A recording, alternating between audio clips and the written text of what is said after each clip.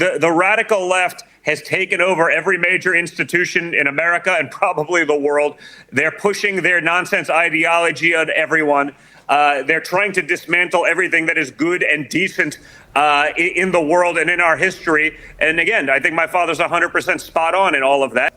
Just a taste there of Alan Jones' interview with Donald Trump Jr. last night. He'll be visiting Australia in July, and you can watch the whole interview with Alan Jones on demand here on ADH TV anytime you like.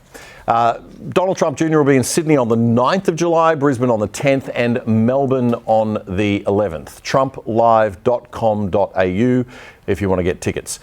Of course, the radical extremists that just like to shut down any speech they don't want to hear are freaking out about him even coming down under.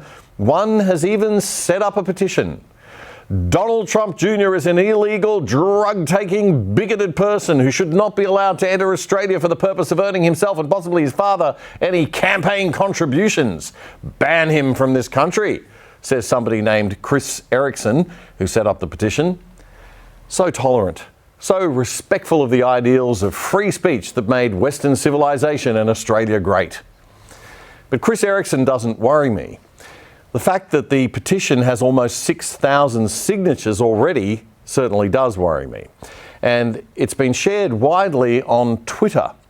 Trevor, a landscape artist from Tasmania, says, "Sign this and stop the fanning of anti-democracy MAGA flame in Australia."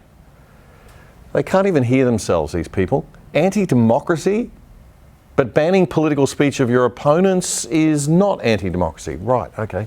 Got it. And do not let the Trumps use Australia as a base of operations. Stop Donald Trump Jr. getting an Australian visa. Sign the petition. Yeah, Trevor, old mate, I don't think the Trumps want Australia as a base for their operations somehow. Bizarre. But this is how the left gets things done. They're so much better at social media stuff than the right is, and it works for them. So let's see if we can beat that. I've set up a counter petition for you to sign on change.org. You can find the link on our Twitter page at OtherSideOz, OtherSideOz, AUS. And remember our rule, don't just sign it or like it, share it. Popular Conservative Governor of Florida State in the United States, Ron DeSantis, has announced that he is running for nomination to be the presidential candidate for the Republican Party against Donald Trump. He did his launch in an interview setting with Elon Musk on Twitter Spaces in a PR stunt that was as much a promotion for Elon Musk's Twitter as anything. But, oops, things didn't work out too well. Here's how the Washington Post saw it. All right, sorry about that. We've got so many people here that I think we are kind of melting the servers. So they just keep crashing, huh? So I think we're back online here. Great. All right. Well, it's certainly an incredible honor to have Governor DeSantis make this stark announcement.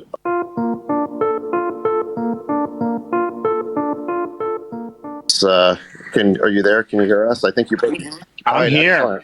I know. I think you broke the internet there. We had over 500,000 people in one Twitter space, and it was growing by like 50,000 a minute. So, congrats on breaking the internet there.